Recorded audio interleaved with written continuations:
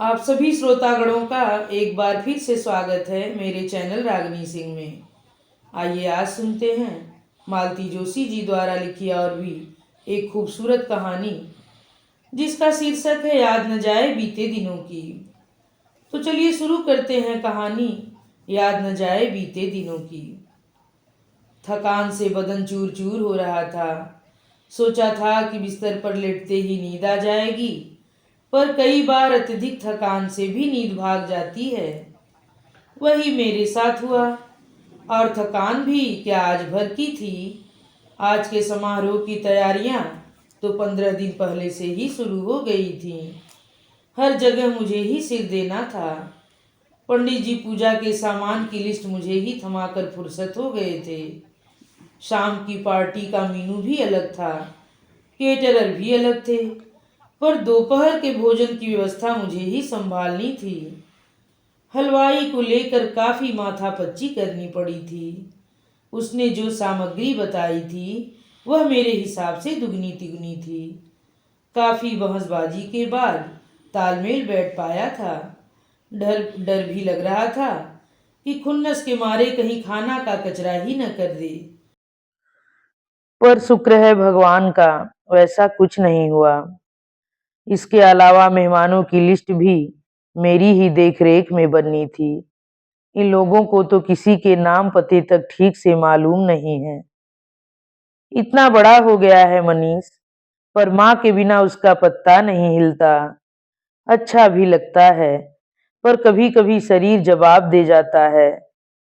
तैयारी तो खैर बहू रानी भी कर रही थी, पर उनका क्षेत्र अलग था। उनकी चिंताएं दूसरी थीं। पूजा के समय कौन सी साड़ी पहननी है, दोपहर भोज के समय लहंगा चुन्नी ठीक रहेगी या उसे शाम पार्टी में पहना जाए, बाल कैसे सेट करने हैं, ज्वेलरी कब कौन सी पहननी है। इन सब चिंताओं के बीच उसे बच्चों के कपड़ों की भी सुध नहीं थी। मनीष के कपड़े भी मनीष के ही जिम्मे थे। माँ थोड़ा उठोगी, जबकि बस आने को ही थी कि मनीष ने आकर जगा दिया। उठने का जरा भी मन नहीं था। सोचा कह दूं कि अब जो भी है सुबह देखेंगे। अब बिल्कुल हिम्मत नहीं है, पर कहते नहीं बना।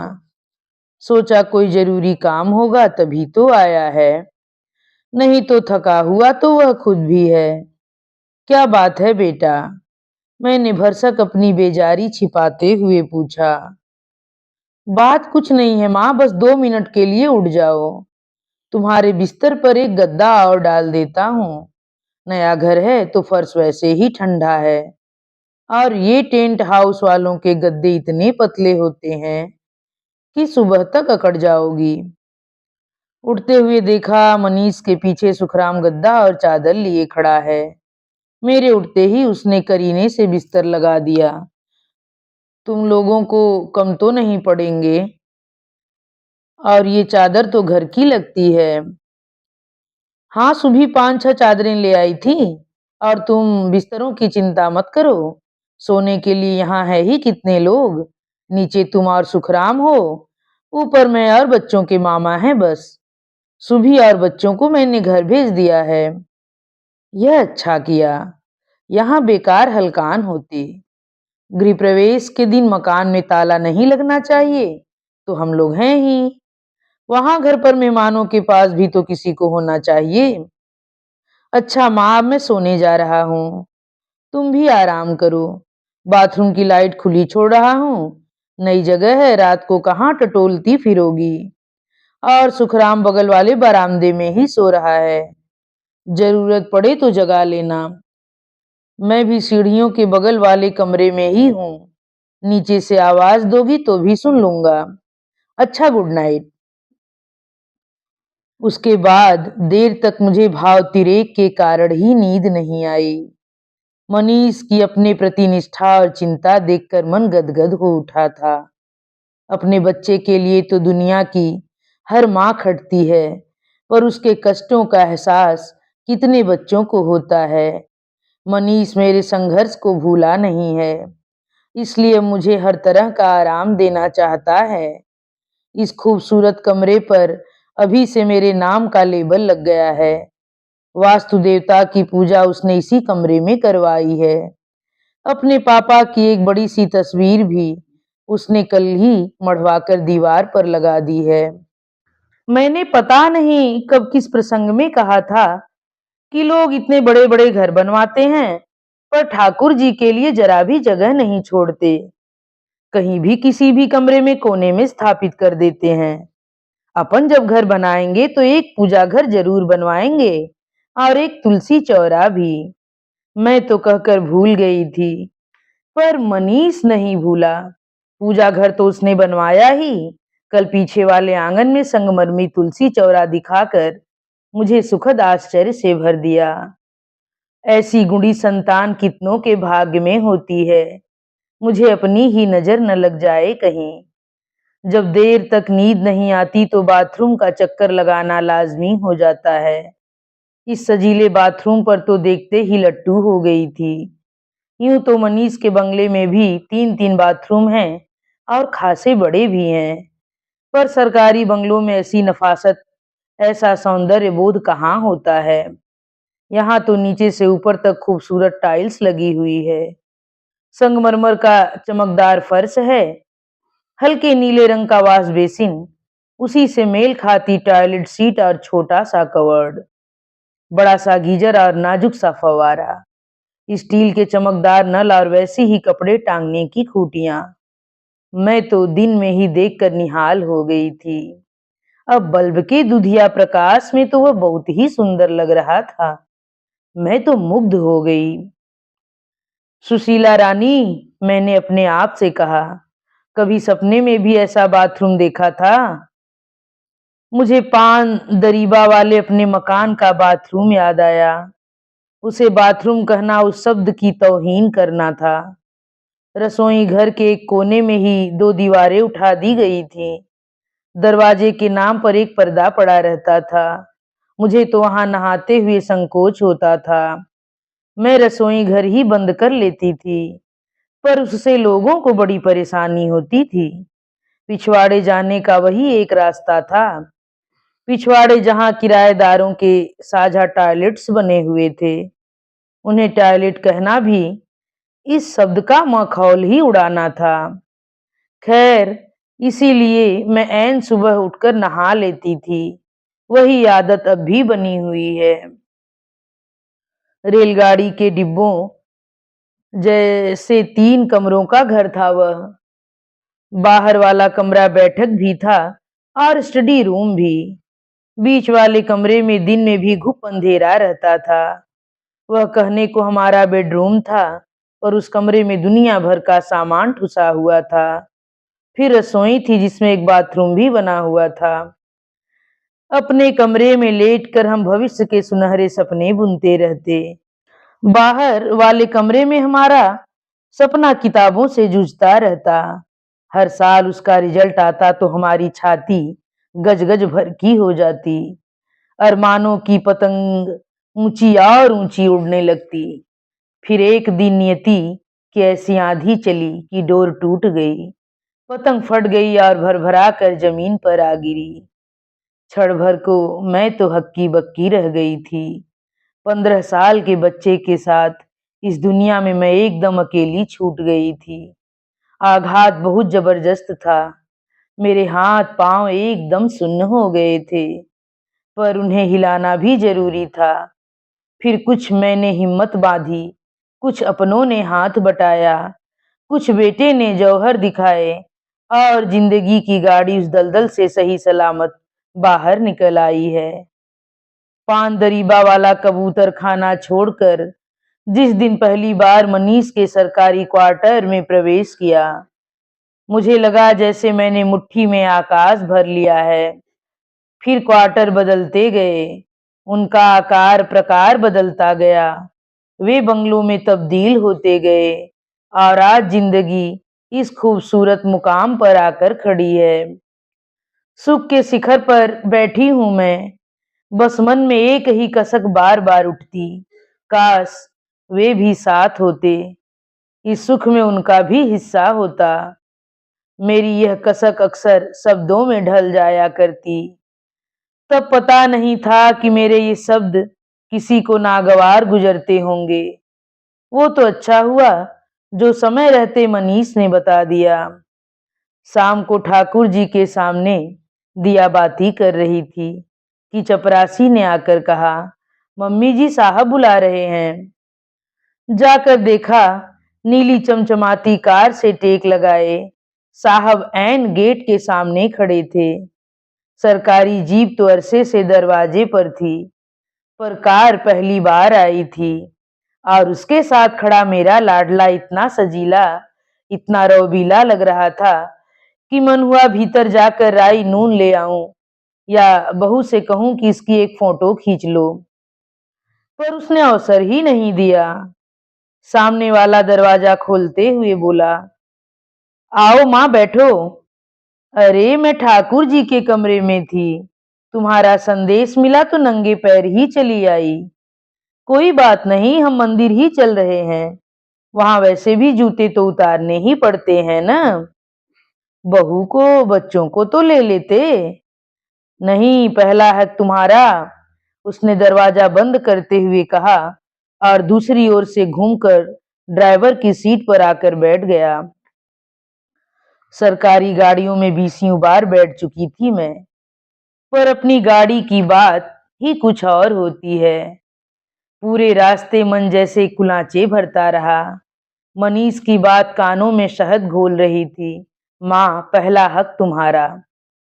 क्या मुझसे ज्यादा सौभाग्यशालिनी माँ दुनिया में कोई और होगी? शहर से बाहर बने श्री रघुनाथ जी के मंदिर में हमने दर्शन किया, प्रसाद लिया और जैसी की परंपरा है थोड़ी देर को सीढ़ियों पर आकर बैठ गए। मैं इतनी खुश थी कि उस खुशी को व्यक्त करने के लिए मुझे शब्द नहीं मिल रहे थे। तभी मनीष ने कहा, माँ, हम कल महाकाल चल रहे हैं। सच बेटा? मेरे तो खुशी के मारे आंसू निकल आए। ये तुमने बड़ा अच्छा सोचा बेटा। तुम्हें पता है, तुम्हारे पापा की महाकाल में अटूट श्रद्धा थी। दर्शनों का नित्य नियम था उनका। कहते थे, बड़े पुण्यों से इस नगरी का वास मिला है, इसे व्यर्थ क्यों होने दूं। आंधी पानी में भी वे कभी नहीं रुके। मेरा तो भैया रोज का नहीं निप पाता था। हाँ, सोमवार को मैं अवश्य जाती थी। फिर अधिक मास में या श्रवण मास में भी रोज दर्शन कर लेती थी। घर गृहस्थी संभाल कर बस इतना ही हो पाता था। यादों का एक रेला सा चला आया था और उसमें बहकर मैं बोलती ही चली जा रही थी। बड़ी देर बाद मुझे भान हुआ कि मनीष एकदम चुप बैठा हुआ है। इस बीच उसने एक बार भी मुंह नहीं खोला था। पता नहीं वह मेरी बात भी सुन रहा था या नहीं। मैं एकदम चुप हो गई। मेरे चुप होते ही बोला, माँ, एक बात कहूं, बुरा तो नहीं मानोगी?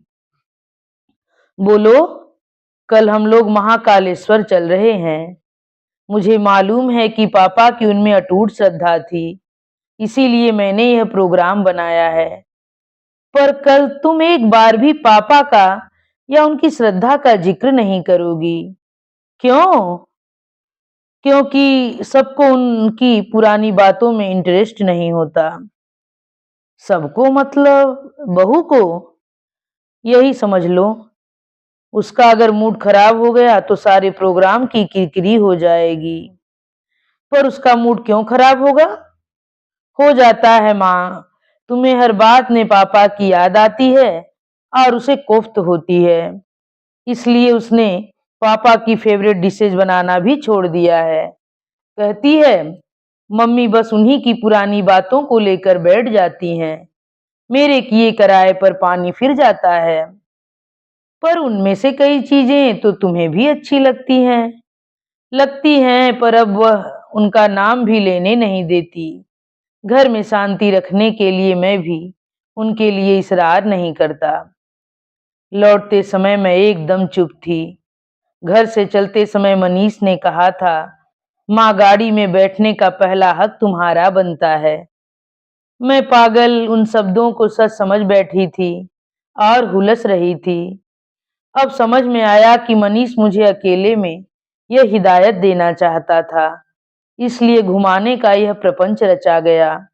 सोचकर मन एकदम उदास हो गया।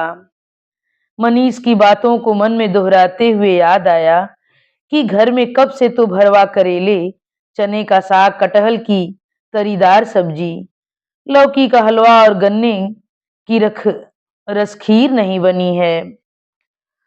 ये चीजें जब भी बनती थी मनीष के पापा की याद आ ही जाती थी। उन्हें याद करना क्या इतना बड़ा गुनाह हो गया है कि घर में वे चीजें ही वर्जित हो गईं। एक दिन बहू रानी को ऊन और सलाइयों के साथ देखा तो आश्चर्य हुआ। उसने बताया कि मनीष को बर्थडे पर सरप्राइज गिफ्ट देना चाहती है। मुझे पुरानी बातें याद आ गईं। मैंने कहा कि मैं भी तुम्हारे पापा को हर जन्मदिन पर स्वेटर बनाकर देती थी। कम से कम दर्जन भर तो होंगे ही। उन्हीं के सहारे तो मनीष ने कॉलेज के दिन काटे हैं। नए बनाने की तब गुंजाइश ही कहाँ थी। इस बात को मुश्किल से 4 दिन बीते होंगे कि मैंने देखा माली, रसोइया, ड्राइवर, चपरासी सब मेरे बनाए स्वेटर पहने घूम रहे हैं। एक स्वेटर महरी के पति को भी उपहार में मिला था। मेरी आंखों में उगाए अनगिनत प्रश्नों के उत्तर में बहू रानी ने कहा था, यूं ही अलमारी में पड़े पड़े धूल खा रहे थे, अब लोग पहनकर कम से कम धुआं तो देंगे। मनीष का स्वेटर भी ठंडे बस्ते में चला गया था। एक बार मैंने हिम्मत करके कहा भी था कि तुमसे न हो रहा हो तो मुझे दे दो, मैं बना दूंगी। तो बोली, मम्मी जी आजकल हाथ से बने स्वेटर कौन पहनता है, बेकार आंख फोड़ने से फायदा। टीवी पर कोई पुरानी फिल्म आ रही होती और मेरे मुंह से निकल जाता कि पापा इस फिल्म के दीवाने थे, कम से कम 8 बार तो देखी होगी। बस इतना सुनना होता कि फिल्म एकदम बोरिंग लगने लगती और चैनल बदल दिया जाता। मनीष की बिटिया के लिए मैंने वह नाम सुझाया था जो हमने अपने बेटी के लिए सोच रखा था। सिर्फ इसी कारण वह नाम निरस्त कर दिया गया। मनीष का बेटा बहुत अच्छा गाता है। एक दिन मैंने कह दिया था कि यह भी अपने दादाजी की तरह सुरीला है। वे तो परिस्थितिवश सीख नहीं पाए, पर इसे जरूर सिखाना। बस फौरन उसने गाने पर बैन लगा दिया, क्योंकि गाने बजाने से किसी का पेट नहीं भरता, पढ़ाई का हर्ज होता है सो अलग। गाड़ी में बैठे बैठे ऐसी कितनी बातें मुझे याद आ रही थीं और उनका अर्थ समझ में आ रहा था। इस बात को अब 4 साल बीत गए हैं। अब मैंने अपने मन को एकदम अनुशासित कर लिया है। किसी भी प्रसंग में उनका नाम नहीं लेती। ये आदत डालने में मुझे बहुत श्रम करना पड़ा, पर बेटे की खुशी के लिए, घर की सुख शांति के लिए यह जरूरी था। आज सुबह से कितनी बार तो उनकी याद आई होगी, पर मैंने मन को ताकीद कर रखा था, एक बार भी उनका नाम जबान पर नहीं आने दिया। मेरी बहन ने, मेरी देवरानी ने एक आध बार जिक्र छेड़ने की कोशिश भी की थी, पर मैंने ही तूल नहीं दिया। जिज्जी तो आंखों में आंसू भर लाई थी, पर मैंने ही डपट दिया कि खुशी के मौके पर अच्छी अच्छी बातें करो, आंसू बहाकर अशुगुन क्यों करती हो। शील, फिर तुम इस खुशी के मौके पर मुंह लटकाकर क्यों बैठी हो। मैं चौंक पड़ी। ये किसकी आवाज थी। इस नाम से तो मुझे एक ही व्यक्ति ने पुकारा है। दुनिया जहान के लिए मैं सुशीला थी, पर उनके लिए सिर्फ शील। इतनी उदास क्यों हो शील, आज तो तुम्हें बहुत खुश होना चाहिए। फिर वही आवाज। अब तो कोई संदेह ही न रहा। वही स्वर, वही परिचित देहगंध, वही पुलक भरी छुअन।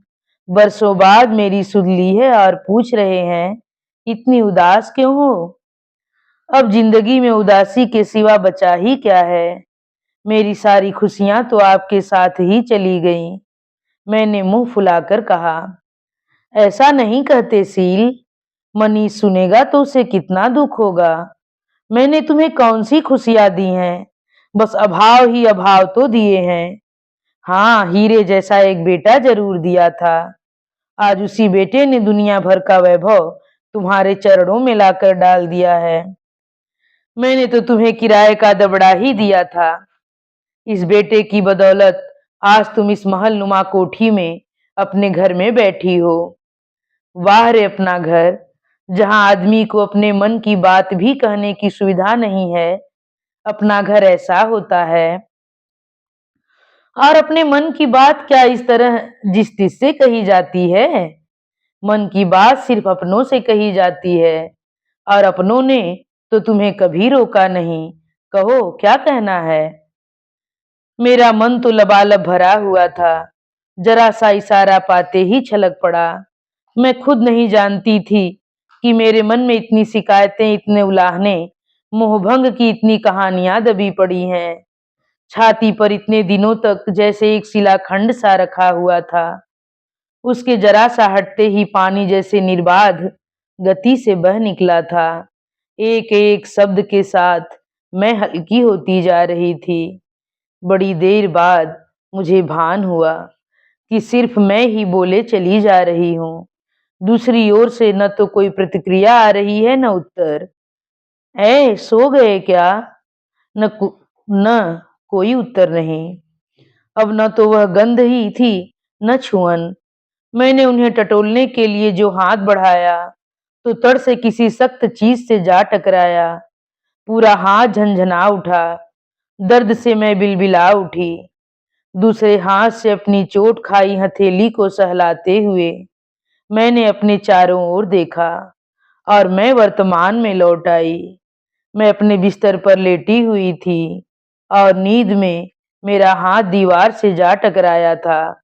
मैं इस समय अपने नए घर के उस कमरे में थी जहां वास्तु देवता की पूजा हुई थी। पूजा स्थल पर अखंड दीपक अब भी जल रहा था, और प्रकाश का एक घेरा सा बना रहा था। बाथरूम के अध खुले दरवाजे से बल्ब की दूधिया रोशनी छन छन कर आ रही थी। यह गंगा जमनी प्रकाश दीवार पर लगी तस्वीर में प्रतिबिंबित होकर अजीब सा भ्रमजाल उत्पन्न कर रहा था। उसके बाद नींद आने का प्रश्न ही नहीं था। बिस्तर पर दम साधे मैं पांव फटने की प्रतीक्षा करती रही। चाय की तलब को मैंने बड़ी मुश्किल से रोका। सोचा रसोई में खटर पटर करूंगी तो बेचारा सुखराम जाग जाएगा। सो उठकर सीधे नहाने चली गई। नहा कर निकली तो पिछवाड़े आंगन में तुलसी चौरे के पास आकर खड़ी हो गई। माली ने कल ही उसमें एक नन्हा सा बिरवा रोपा था। उसे प्रणाम करते हुए मैंने कहा, तुलसी महारानी, इस घर को हमेशा हंसता खेलता रखना। दुख की छाया भी इसे छू न पाए। मैं आंख मूंद कर प्रार्थना कर रही थी कि लगा कोई पीछे आकर खड़ा हो गया है।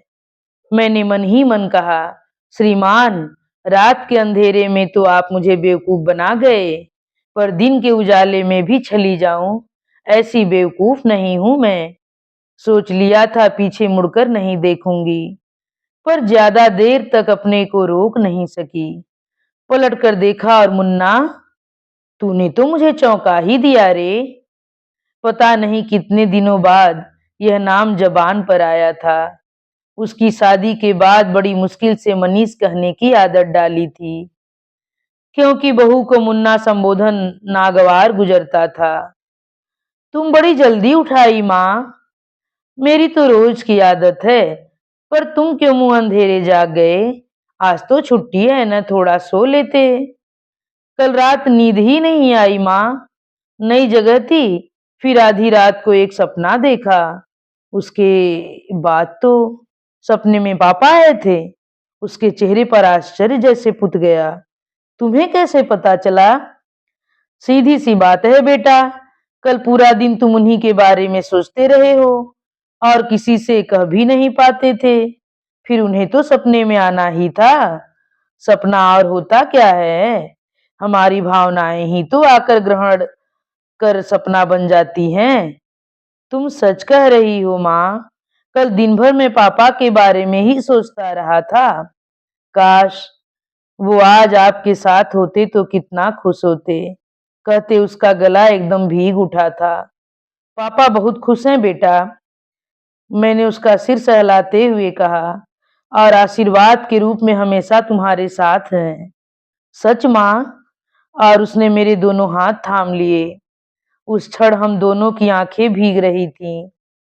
भोर की उस पावन बेला में हम माँ बेटे एक मन होकर दिवंगत आत्मा को मौन श्रद्धांजलि अर्पण कर रहे थे। इन्हीं अंतिम शब्दों के साथ यह कहानी यहीं पर समाप्त होती है।